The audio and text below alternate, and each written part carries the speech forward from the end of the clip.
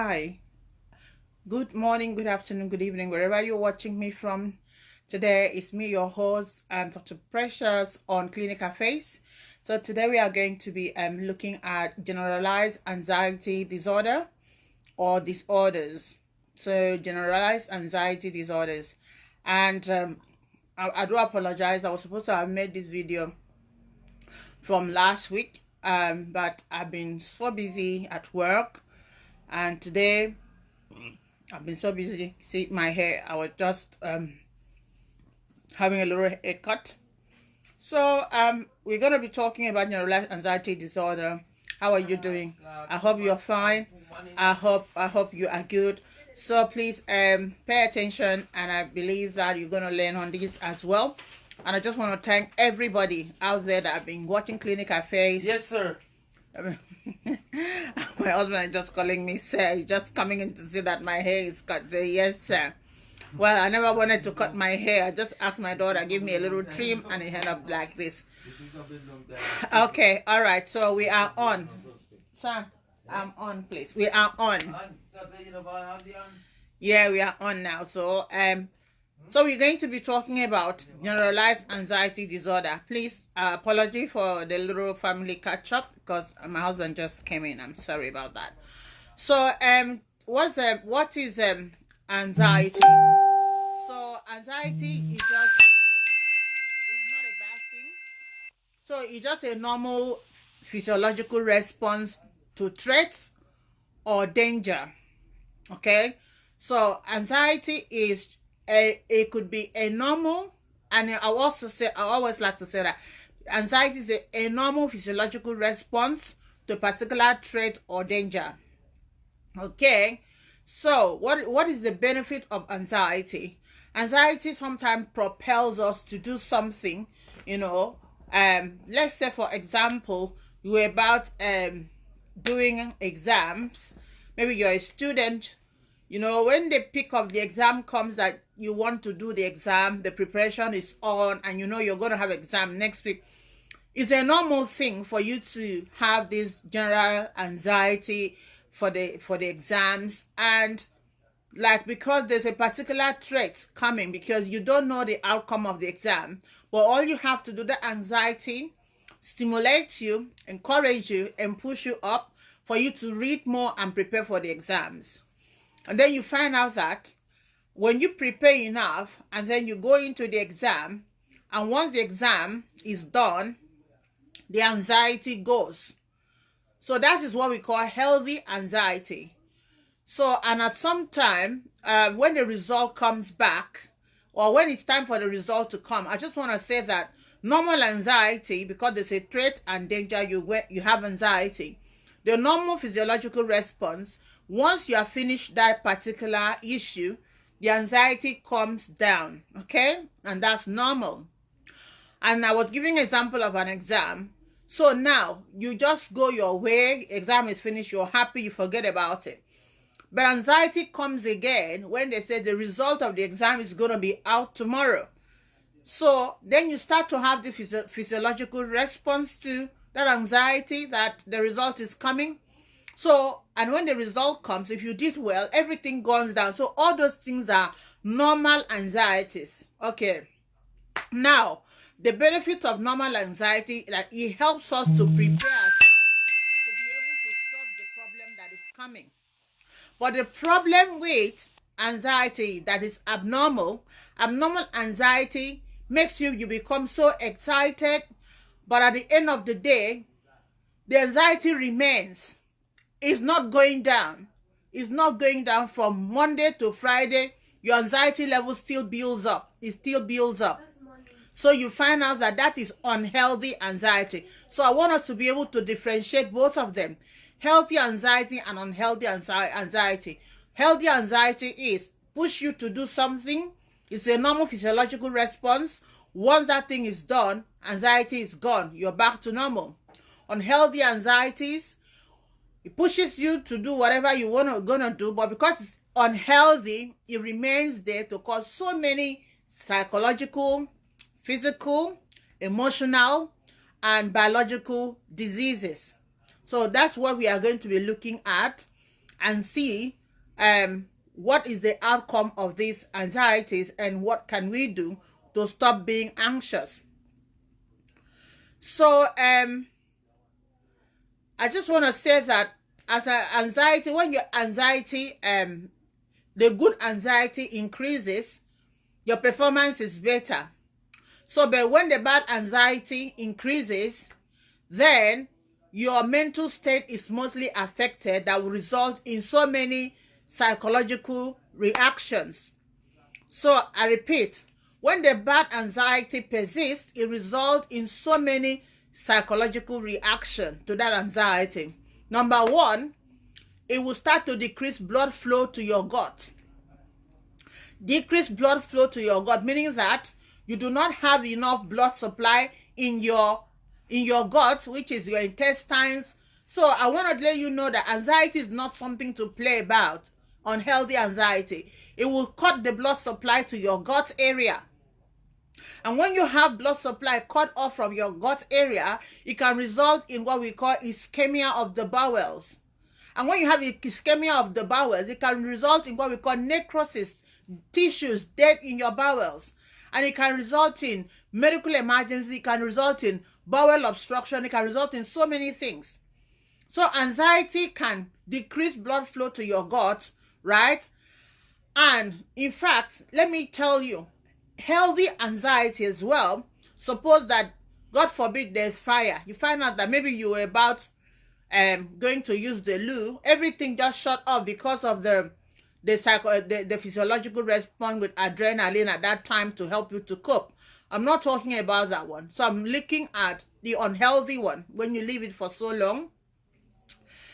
And in the normal one, you can also have shortage of supply to your gut, but it's very temporarily. It will come back to normal. So then the next thing is that we have what we call contraction of your smooth muscles, which is the muscle that churns like in your abdomen. Anxiety will cause those things, abnormal. Sometimes your heart can palpate. You hear like your heart is pounding because of anxiety. Sometimes when people sleep, they say, I'm sleeping, but I can hear my heart pumping so high because the person is anxious. So anxiety can raise that level of palpitations in us. So because of excessive contraction of the heart muscles, and also it could also be rumbling of your stomach as well. So that's anxiety, what anxiety can do.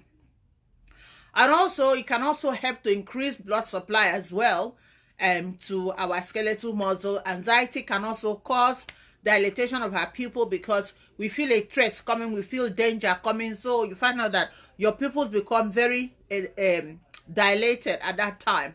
And then some people have anxiety and then they end up having what we call nausea and vomiting. So that's why some people that have what we call anorexia nervosa, which is a disease, one of the mental health disorders, and also bulimia. Bulimia is one of them. The first complaint they come to hospital is anxiety. Majority of them, they are anxious about how they look. They are anxious about their adding weight. They are anxious about their appearance. They're very anxious. So the first thing that always starts before other mental health is always anxiety before depression comes in. Anxiety first, then followed by depression. So nausea is part of it. They feel like they're going to vomit. Sometimes they just eat a little thing and they feel like throwing up. And then I've talked about increase in your heart rate, like palpitation. And anxiety can also disturb your blood pressure. It can lead to increase in your blood pressure. Hypertension can, as a result of anxiety. So when you are so anxious, I'm not sure what the threat is, I'm not sure what the danger is, I'm not sure what you're thinking about. Well, if you continue thinking about it for a very long time and you're not giving up thinking about it, you're not only going to cause problem to one particular thing in your entire system, you're going to provoke and upset the general system. You can see at times your eyes affected, your gut affected, your skeletal muscle affected, your heart rate affected, your blood pressure affected. And all of those things are like immediate response to anxiety. But when you do not stop being anxious and those things continue every day, that is what is going to result somatic disorder or psychosomatic disorder. So let's look at the epidemiology of anxiety. I always like to check. So anxiety affects about 15% of the population. Like now we are in the UK, in the US, in Africa, wherever. Just know that at least 15% of the population, the total population, are suffering from anxiety disorders. So anxiety disorder, like I said, is commonly associated with depression. Like I said, the first complaint is I can't sleep. That's when they come to clinic. I can't sleep throughout the night. I stay awake even when everybody is sleeping. I don't feel like sleeping. That's the first complaint when they come to the clinic. And you have to start, as a doctor, you have to start to like dig into it. Why are you not sleeping? When did it start? To see how you can help them. So that's the first thing that happened in the general anxiety disorder. The first thing is anxiety. And after the anxiety, it will get into depression. So specific phobia is most common with anxiety disorder. So a lot of people have phobia. Phobia is fear. Some of them will say, I'm claustrophobic. Claustrophobic means I can't stay in an enclosed place. Or they have one fear or the other. Fear for spider, fear for something, fear of being alone. So when they have all these kind of phobias, it makes them anxious. Like some people cannot stay at home alone. When people have maybe the families are leaving, they start being anxious. So phobia is one of them. And in the population of 15% of the population, 20% of women are mostly affected by anxiety disorders. Does that mean that men don't have anxiety disorders, generalized anxiety disorders? No, men also have. So about 10% of men are also affected by generalized anxiety disorders. So also we have what we call post-traumatic stress disorders. That is also the next most common problem that is related to anxiety. I want to recap for you to follow the point. One thing that links up with anxiety, I said, is depression. After depression, you go with depression. The next thing now, I also mentioned post-traumatic stress disorder. So post-traumatic stress disorder. Ella, please, can you shut this door for me, please? Shut the door for me.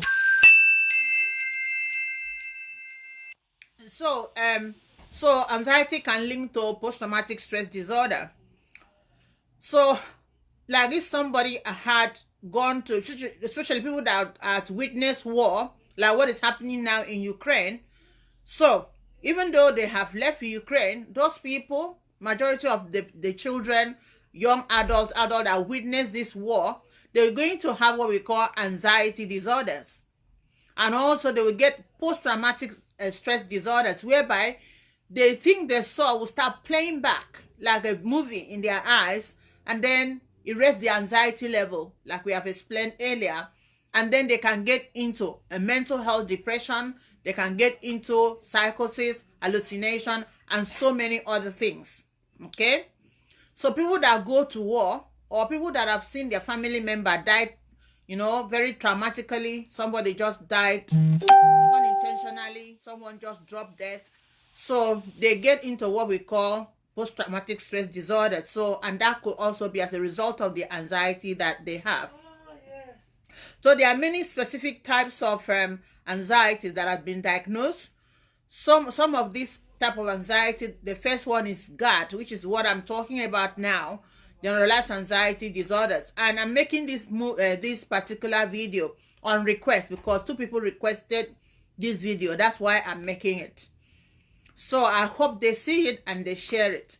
So the next one is separation anxiety disorders. Separation anxiety disorders is a particular anxiety as a result of the person being separated from their protective factor. Let's say, for example, a child was born with the father and the mother, and then both parents tragically, maybe they died or they divorced. You find out that the children suffer. And that's one reason that divorce is not good, because the children and the families are affected. Okay, so when the divorce happens, the children are the ones that get mostly affected because they become more anxious. So that is called separation anxiety disorders. I'm just giving that as one example. The next one we have is social anxiety disorders. There's another kind of anxiety that the person will have, and they don't want to go anywhere. They have fear for going to market. They have fear for going to supermarket. They have fear of going to social gathering. They have fear of going to, maybe, let's say, where they have a lot of people gathered. They have fear for that. They are always thinking that the anxiety level will raise when they go. They start thinking someone is watching me. That person there is talking about me. So they have fear. That's why some of them will leave their job when they start to have this anxiety, unhealthy anxieties. It will lead to what we call social anxiety disorders, whereby they exclude themselves from the general population and they just stay on their own because they don't want to associate with people again. And that is why when someone has depression, one of the symptoms of depression is isolation. When you ask the patient, when was the last time you socialized with your friends? They said, I don't do such things anymore. When was the last time you go out? I don't have any pleasure in that. When was the last time you spoke with your friend? I can't remember. When was the last time you go on Facebook? They say, I canceled my Facebook. So they are having what we call social anxiety disorders. You see what I'm saying? So it's quite a lot of anxiety.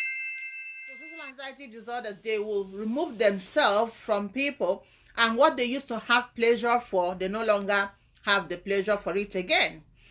And then there's another type of anxiety we call panic attack. Panic attack. It's another type of anxiety. So, and also we put them into generalized anxiety disorders. So the person panic. They panic easily. Any slightest thing, maybe they were, let's say example, the one I witnessed, like someone was in the lift and immediately the lift door refused to open. She just went into panic mood. So she went into panic attack, called the emergency. By the time they came, she's already passed out. So panicking very easily. That is unhealthy anxiety. Panicking very easily. Panic attack. And this can cause a lot of problems, can cause psychological, physiological, and even some of them can even have collapse as well, nausea and vomiting. So there are other related conditions that link with generalized anxiety disorders. The next one I'm talking about now is called obsessive compulsive disorder. Obsessive compulsive disorder is also part of generalized anxiety disorders. So obsessive compulsive disorders is somebody being so anxious about a particular thing. For example, they are so obsessed with turning off light in their home to a point that they have left the home. They've gone to, let's say they've gone to the bus stops, but before they left home, they will check the light switch more than 10 times. And they ensure that the light switch are all turned off. They're so obsessed with a particular pattern of life. So my example is the light switch. So they turn off the light switch like 10 times. They go back and check that all light is turned off.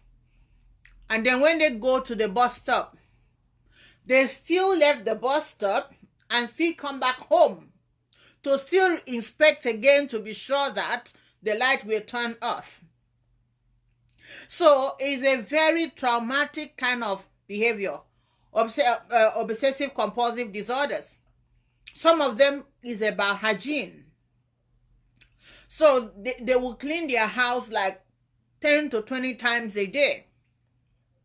If they're going on taxi, they have to have like hand sanitizer, everything. Before they get into the taxi, they have to spray it, or a cap, they have to spray it, they have to clean it. And they have to check and be sure there's no bacteria. They clean all the time before they sit down because they are so anxious that when they sit there, they'll get infected. So, so that's obsessive compulsive disorder is another type of generalized anxiety disorders. The next one now is body dysmorphia disorder.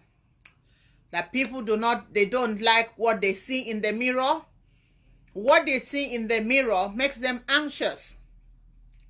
When someone starts looking in the mirror and don't like themselves, they don't like what they see about themselves. They want to enlarge their lips because they don't like their lips is so small. And then they enlarge the lips. Once they finish enlarging the lips, they want to take away the fat in their stomach because they don't like the fat in the stomach. They remove that fat. As soon as they finish taking away the fat in the stomach, they keep seeing one fault or the other in themselves. We call it body dysmorphia disorder. So that's why when you see a lot of people, sometimes they keep going under the knife and you're thinking that they have money. No, sometimes it's a sign of mental health disorders. It's a sign of generalized anxiety disorders. Generalized anxiety disorders is a psychiatric condition. So they keep changing things. Today they inject Botox here, tomorrow they inject here, they keep injecting every time. So they become paranoid if they don't have those things on. They're always thinking about what people say, what they look like. What they see themselves in the mirror, it might be different from what you see them. So that's body dysmorphia. And then the next one is adjustment disorders. And adjustment disorder, somebody is not being able to adjust to a certain situation in their life that they can face. Something could happen, especially loss of a loved one's close relative. It's very difficult for them to adjust, to accept that news that, you know what, I've lost her, I've lost him, or loss of a wife or a partner, husband. It can lead to adjustment disorders or loss of parent. You know, they become so anxious, they can't get over it. And then somatic disorders, that someone cannot sit still, they are always on the move. Sometimes ago when I was a lecturer in the School of Healthcare, I have a student in my classroom. He has somatic disorders. He's constantly moving. His feet cannot settle down. He can't stand firm in one place like any other person. He cannot sit down on the chair and steady. He's always on the move, back and forward, back and forward, back and forward. Because his nerves are always excited. His nerves are always excited. And when the nerves are so excited, it also results in anxiety and also result in a psychological or mental health disorders. So what are the signs, right? So how do we diagnose a patient if they happen to come, or if you're listening to this movie, you want to know, do I have generalized anxiety disorders?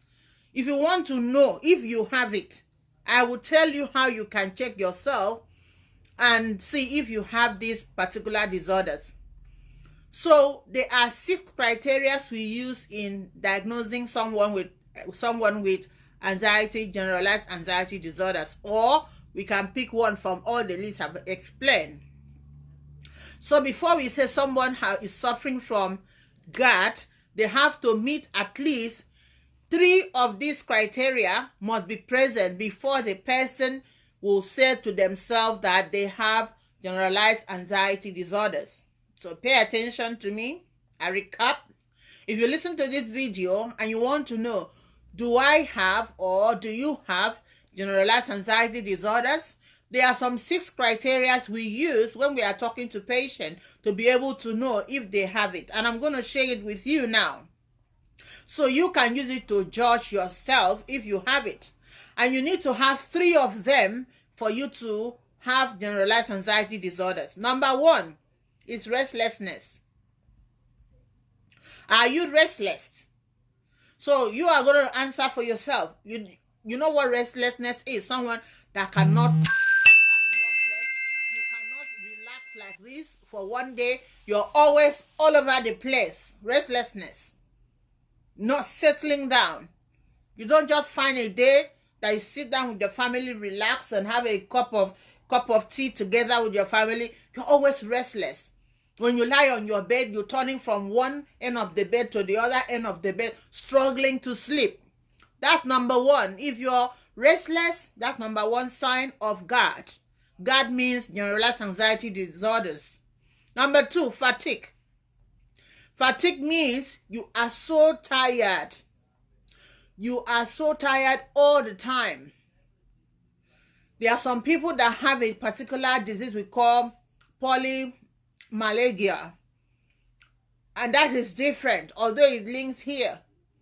But if you find yourself that you're so tired, you're not able to go out to do what you used to do before, and also you're losing energy.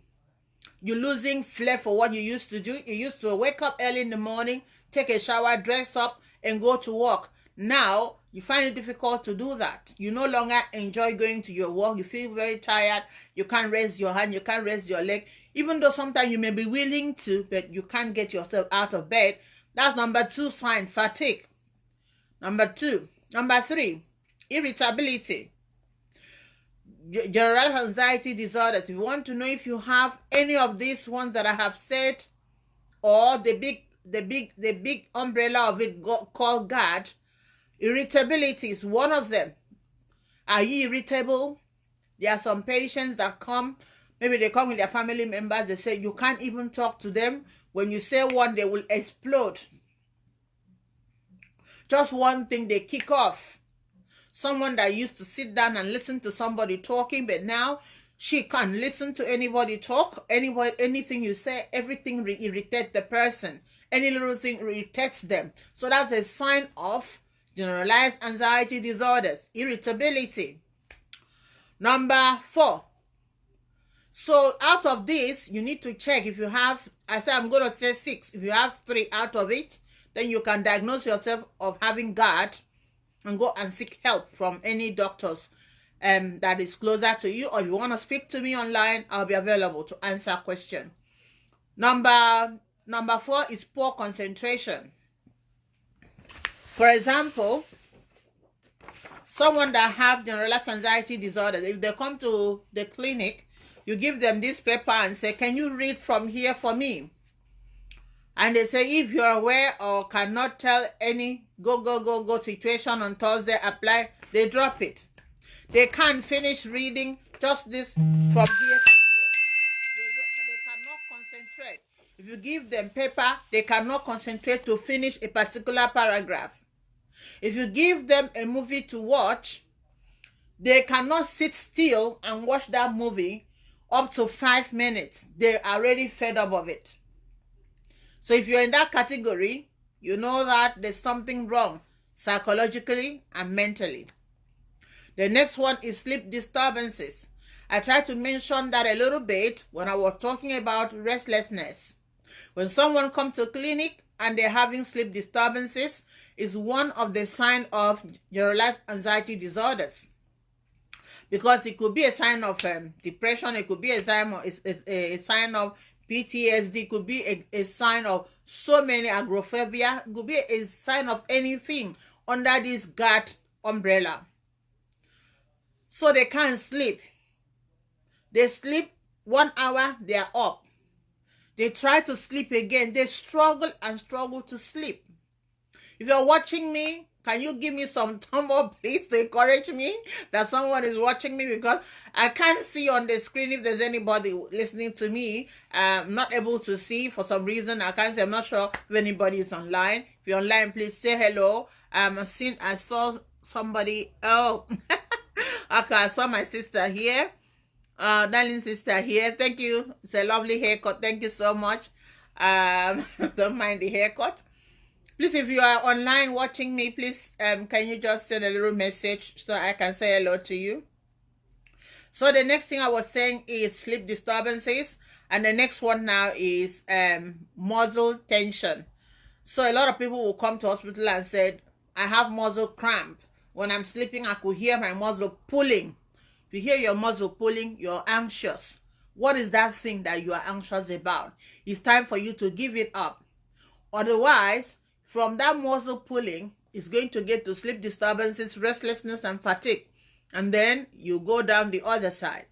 And that will not be good enough. So now, what are the factors? What exactly lead to these generalized anxiety disorders? What factors, or we'll call it etiology, lead to this thing happening? Does it happen to everybody in the population? I said there is a particular similarity of issues that people come in with, that you'll be able to diagnose them that they have got. One of the issue they came is this anxiety, I'm not able to sleep, and restlessness. And then from there you get to depression. But the main problem is there's a family history. Etiology is linked with genetics. Family history is very difficult for you to see someone walk into the surgery or walk into the hospital and say to you that I'm not able to sleep, I'm very anxious, I'm very tired. By the time you finish taking the history and get to family history, you're going to find that there is a particular mental health disorders like depression in there, or body dysmorphia, anorexia nervosa, bulimia, PTSD. There will be something that is linking with the family. So number one is family history. There's family history of anxiety disorders or mental health disorders or psychiatric disorders. Somebody that start having anxiety disorders, you have to watch out and get treatment as early as possible. The next one again is stressful life event. So you do not have a family history, but you have stressful life events like loss of a job is one of them. When you lost the job that was putting food on your table and you were sure of earning income every end of the month, it becomes very stressful for you. It can result in threats and can also result in danger. And then it would lead to depression, it will lead to anxiety. So stressful life events can cause that, or example that you lost your child, loss of your child. You have your baby, or someone was pregnant and then they have miscarriage. I know that feeling, what it feels like, because I've been there. You become anxious. When you sleep, you're feeling your stomach for your baby, but the baby is gone. It takes the grace of God for one to come out of it. Miscarriage is dangerous. Talk less of having the baby and then losing the baby. So those are significant life events that could lead to generalized anxiety disorders. So loss is one big one. So the next thing is relationship. Relationship is one of the problems that also lead to generalized anxiety disorders.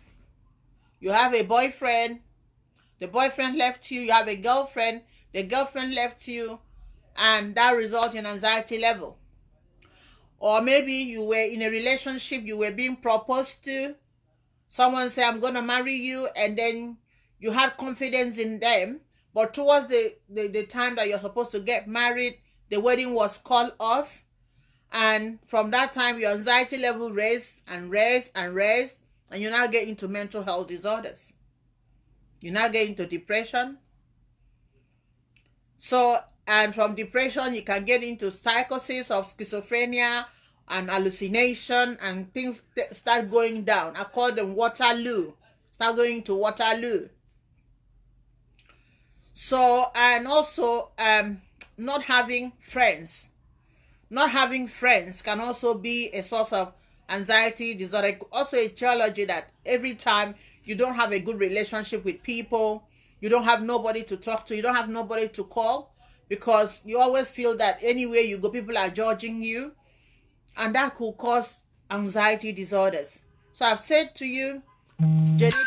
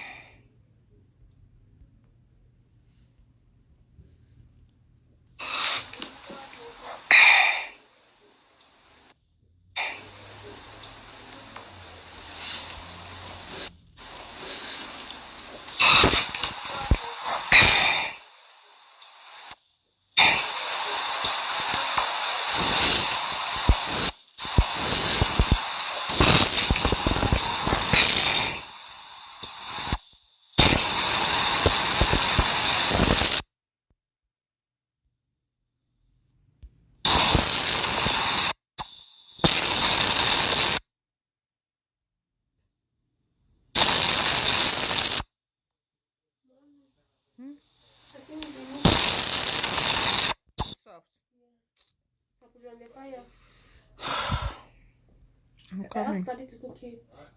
No, come and cook it. I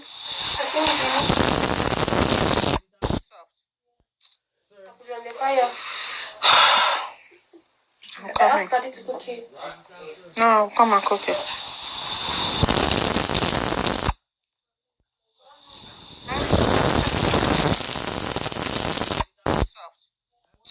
I put it on the fire.